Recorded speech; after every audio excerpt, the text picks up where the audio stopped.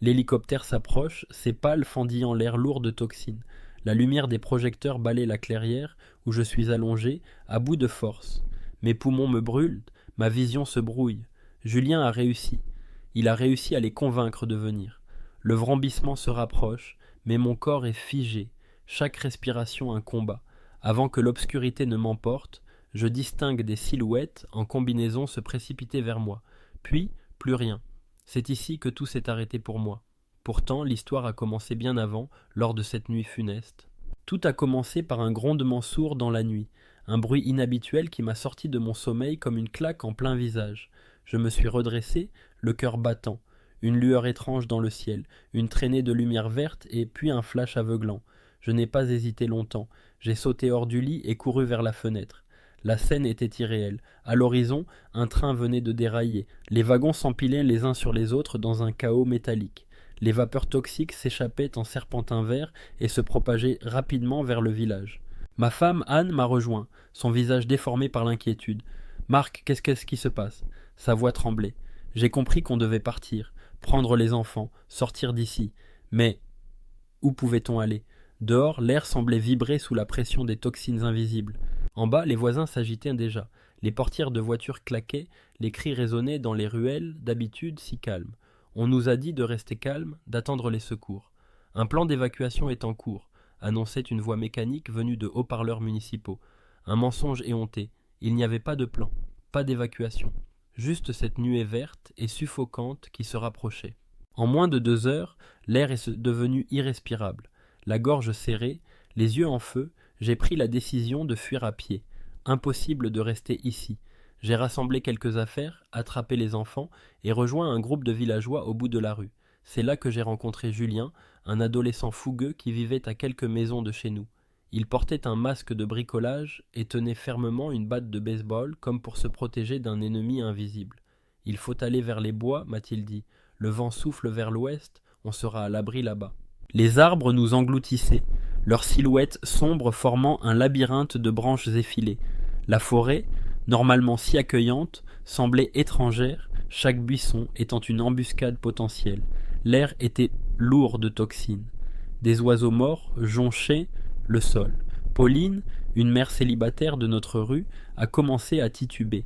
Ses yeux roulaient dans leurs orbites, ses mains tremblaient. « Ça ne va pas », balbutiait-elle.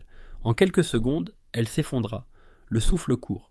Nous avons tenté de la relever, mais ses lèvres bleues et sa peau moite nous ont dit ce que nous refusions d'admettre. Les gaz toxiques l'avaient déjà atteinte. Julien a voulu la porter, mais elle a supplié qu'on la laisse. « Partez », murmura-t-elle. « Sauvez vos enfants. » La nuit suivante, nous avons trouvé refuge dans un vieux chalet abandonné, perdu au milieu des bois. Une chance inespérée. Nous avons barricadé les fenêtres et colmaté les fissures avec ce qu'on pouvait. L'air était plus respirable à l'intérieur. Mais ce n'était qu'une illusion de sécurité. Rapidement, la toxine a commencé à s'infiltrer. Julien, dont le masque bricolé ne tenait plus, commença à délirer. Il voyait des ombres se déplacer dans la maison, des choses qui n'existaient pas.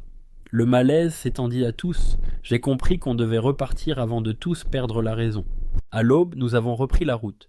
Une rivière barrait notre chemin. Elle avait toujours été un point de repère. Mais ce jour-là, son eau cristalline était devenue d'un vert opaque. Anne a failli y plonger les mains par réflexe, mais Julien l'a arrêtée de justesse. « C'est la toxine », a-t-il murmuré. « Elle s'infiltre partout. » Nous avons dû longer la rive pendant des kilomètres, nos pieds glissant dans la boue imbibée de produits chimiques. La peur d'un faux pas qui nous plongerait dans l'eau nous tenaillait à chaque pas.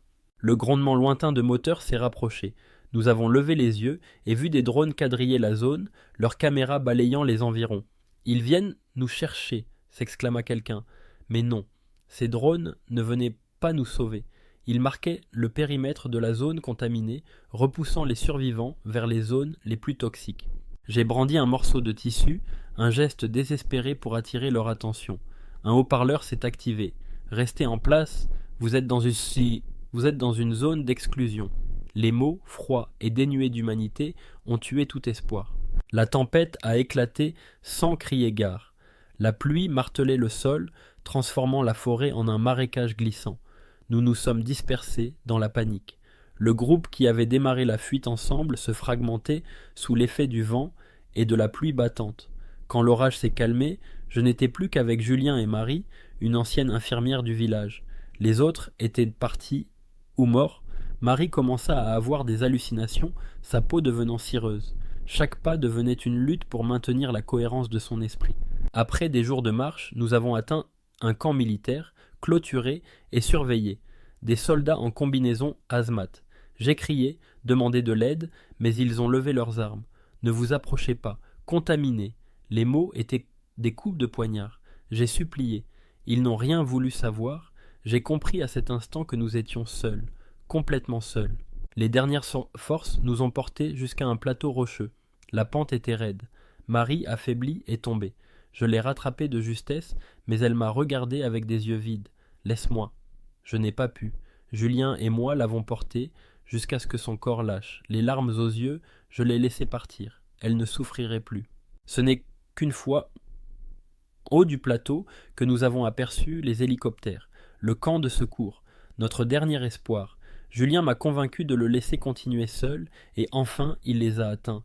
Voilà comment je me retrouve ici, sur le point de mourir, mais sauvé.